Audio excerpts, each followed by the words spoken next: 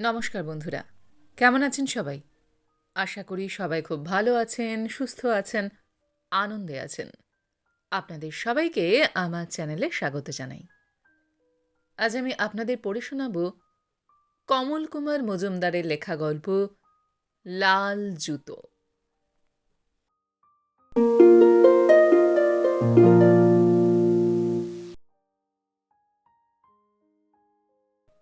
গৌরীর সঙ্গে ঝগড়া হওয়ার দরুন কিছু ভালো লাগছিল না। মনটা বড্ড খারাপ। নীতিশ ভাবতেই পারছে না দোষটা সত্যি কার। অহরহ মনে হচ্ছে আমার কি দোষ? জীবনে অমন মেয়ের সঙ্গে সে কখনোই কথা বলবে না। দক্ষিণ দিককার বারান্দা দিয়ে যতবার যায় ততবারই দেখে গৌরী পর্দা সরিয়ে এদিক পানে চেয়ে আছে। ওকে দেখলেই ফলকে পর্দা ফেলে দেয়। এই চিন্তা থেকে মুক্তি পাওয়ার জন্য মনটা সদা চঞ্চল হয়ে রয়েছে। কি করে, কোথায় বা যায়? কোনো কাজেই মন টিকছে না। অবশেষে বিকালবেলা মনে পড়ল জুতো জোড়া নেহাত অসম্মানজনক হয়ে পড়েছে। অনেক অনুনয় বিনয় করে ঠাকুরমার কাছে ব্যাপারটা বলতে টাকা পাওয়া গেল। নিজের জিনিস নিজে কেনার মতো স্বাধীনতা বোধহয় আর কিছুতেই নেই। অথচ মুশকিলও আছে যথেষ্ট। যদিও সরকার মহাশয়ের গ্রাম্য পছন্দের আওতায় নিজের একটা স্বাধীন পছন্দ গড়ে উঠেছিল, কিন্তু তাকে বিশ্বাস নেই।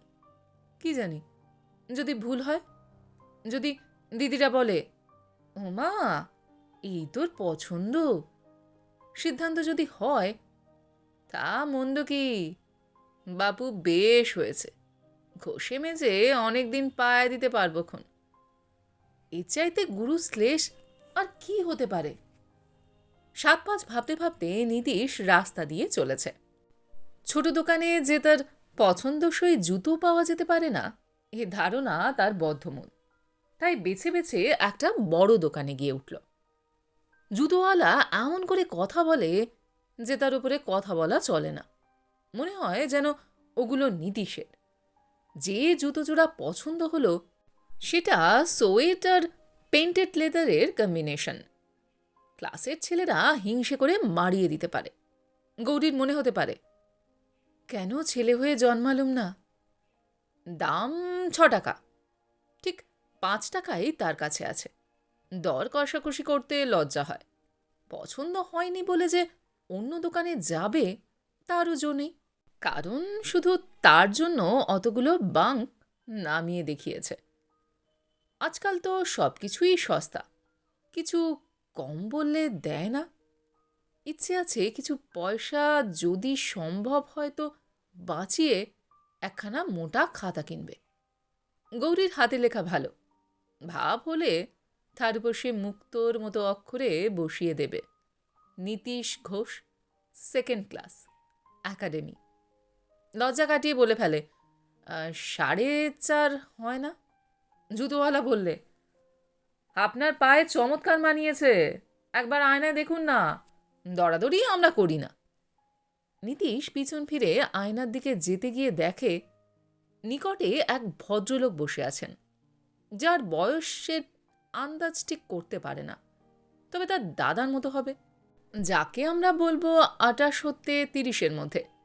তার হাতে ছোট্ট ছোট্ট দুটো জুতো, কোমল লাল চামড়ার। দেখে ভারী ভালো লাগলো। জুতো জোড়া সেই নরম কোমল পায়ের, যে পা দুখানি আদর করে স্নেহ ভরে বুকে নেওয়া যায়। সে চরণ পবিত্র, সুকোমল, নিষ্কলুষ। সহসা যেমন দুর্বার দক্ষিণ হাওয়া আসে, তেমনি এর অজানা মধুর আনন্দ ওই কিশোর নীতিশের বুকের মধ্যে। ছোট লাল জুতো দেখলে ওর যে বিপুল আনন্দ হতে পারে, এ কথা ওর জানা ছিল না। জানতে পেরে আরও খুশি হলো। খুশিতে প্রাণ ছেয়ে গেল। ইচ্ছে হলো জুতো জোড়া হাতে করতে, ইচ্ছে হলো হাত বুলোতে। কোনো রকমে সে লজ্জা ভেঙে বলল, মশাই, দেখি ওই রকম জুতো। কমাসের ছেলের জন্য চান? ভীষণ সমস্যা, কমাসের ছেলের জন্য চাইবে? বললে 6-7, না না, 8-10 মাসের আন্দাজ। একটা ছোট বাং, তার মধ্যে ঘুমন্ত দুটো জুতো। কি মধুর! নীতিশের চোখের সামনে সুন্দর দুটি মঙ্গল চরণ ভেসে উঠল। মনে হলো ও পা দুটি তার অনেক দিনের চেনা, অনেক স্বপ্নমাখা আনন্দ দিয়ে গড়া।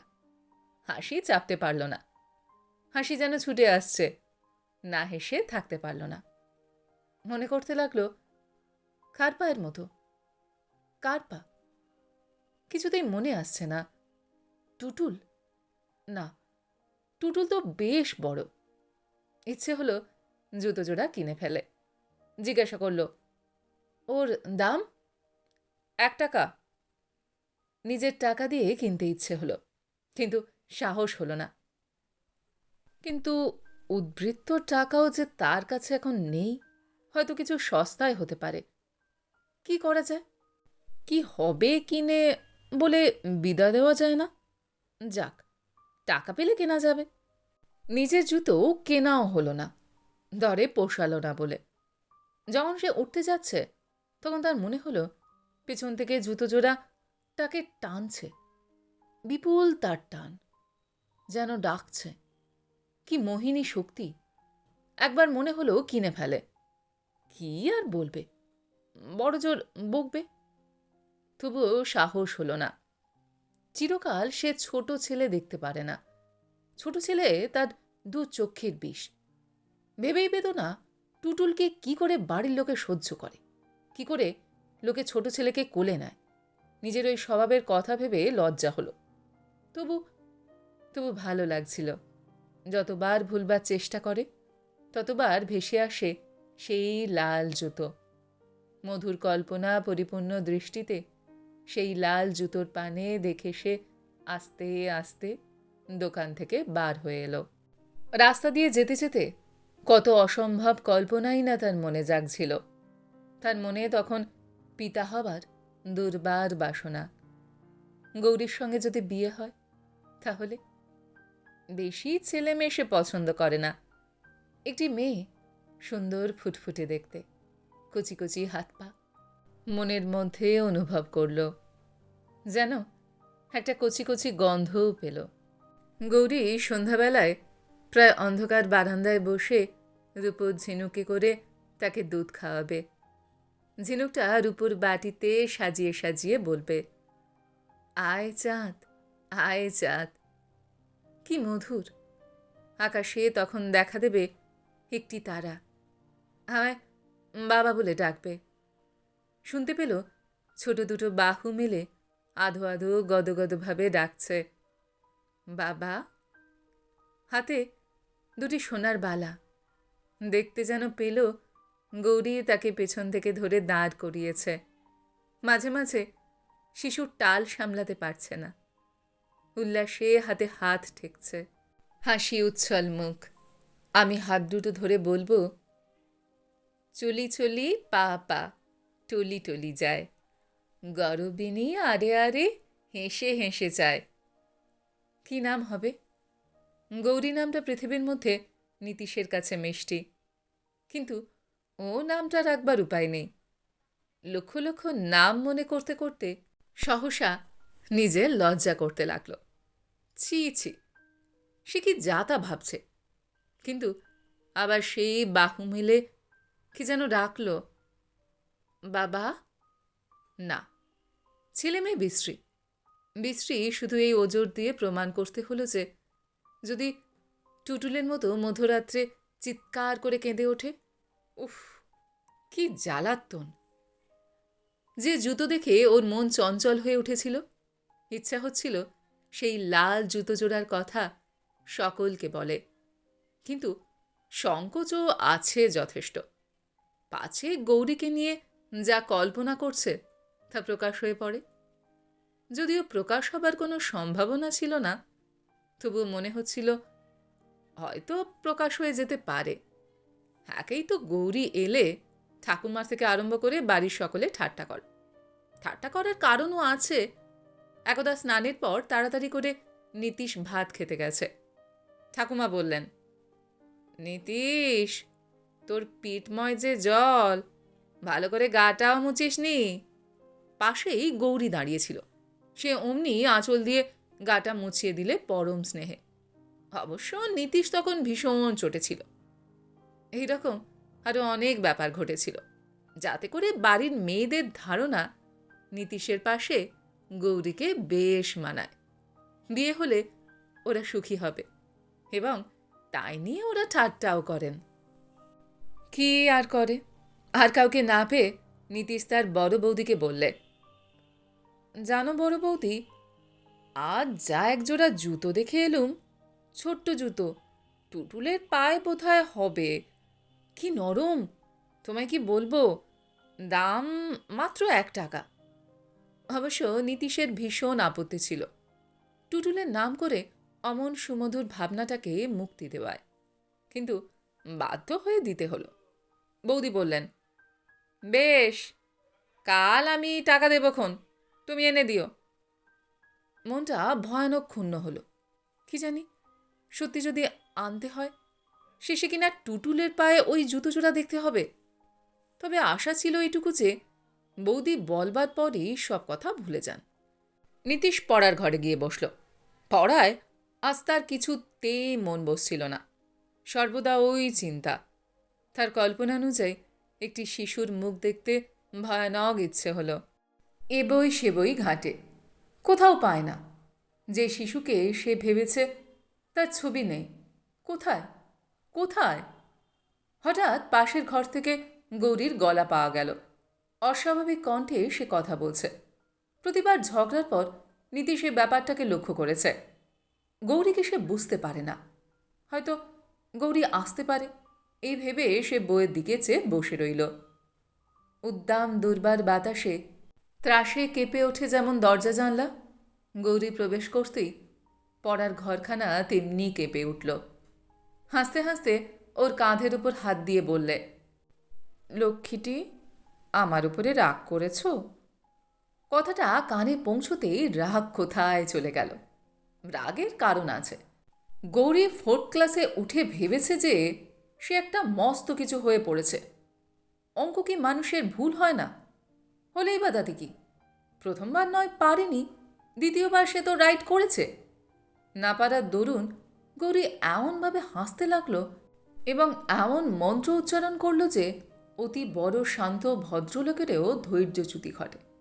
নীতিশের কথা তো বাদই দেওয়া যাক। নীতিশের রাগ পড়েছিল, কিন্তু সে মুখ তুলে চাইতে পারছিল না। সেই কল্পনা তার মনের মধ্যে ঘুরছিল। রাগ করেছ? আচ্ছা, আর বলবো না, কখনো বলবো না। বাপ্পা, বলিহারি রাগ তোমার। কই, আমি তো তোমার উপর রাগ করিনি।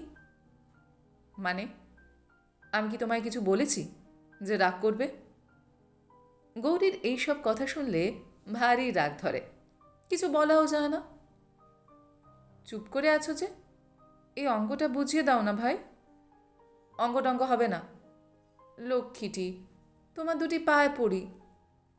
এতক্ষণ বাদে ওর দিকে নীতিশ চাইল।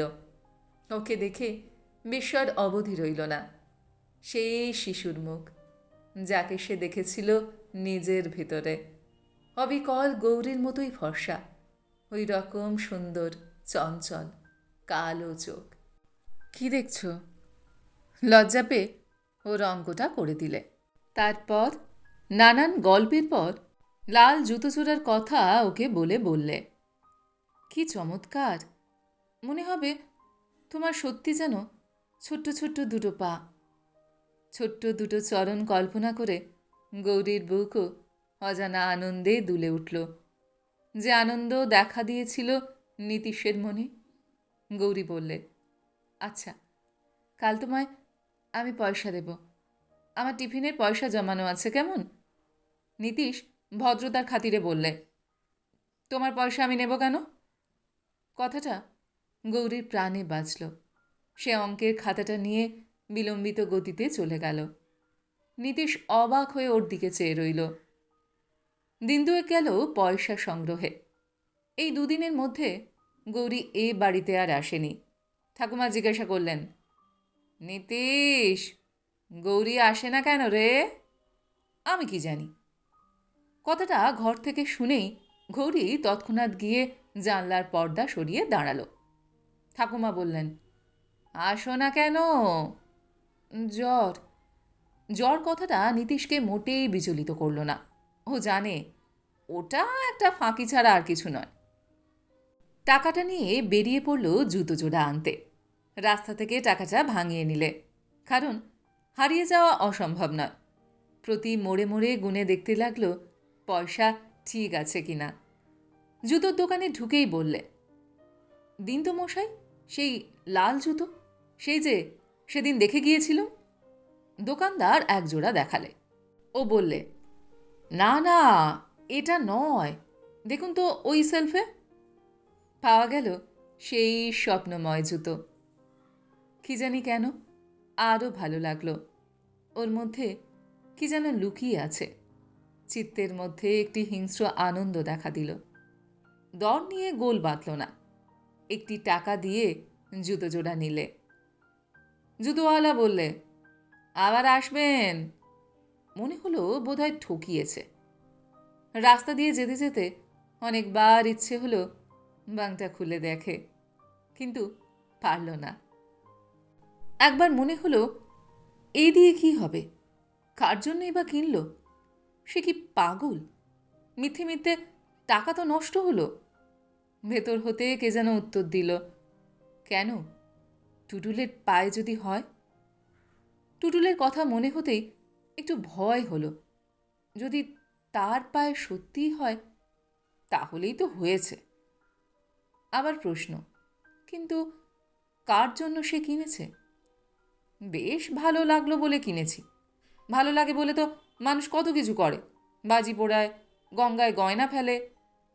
তবু একজোড়া জুতো পাওয়া গেল তো, বাজে খরচ হয়নি। বেশ করেছে, 100 বার কিনবে। সহসা জিহ্বায় দাঁতের চাপ পড়তেই মনে পড়ল, কেউ যদি মনে করে তাহলে জিভ কাটে। কে মনে করতে পারে? গৌরী। আজ গৌরীকে ডেকে দেখাতে হবে।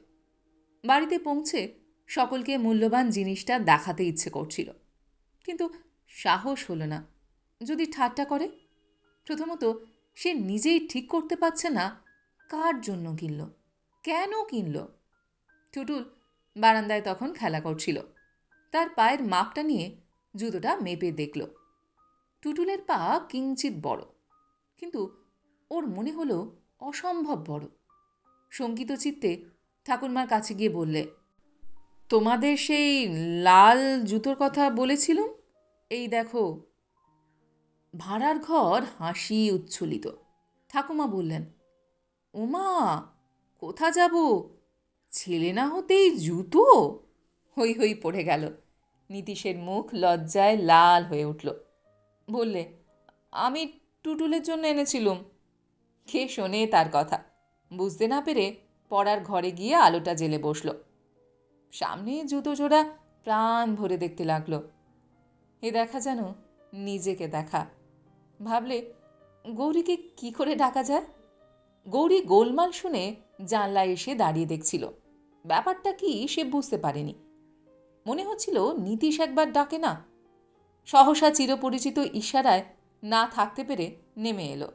আসতেই নীতিশ বললে, তোমায় একটা জিনিস দেখাবো, দাঁড়াও।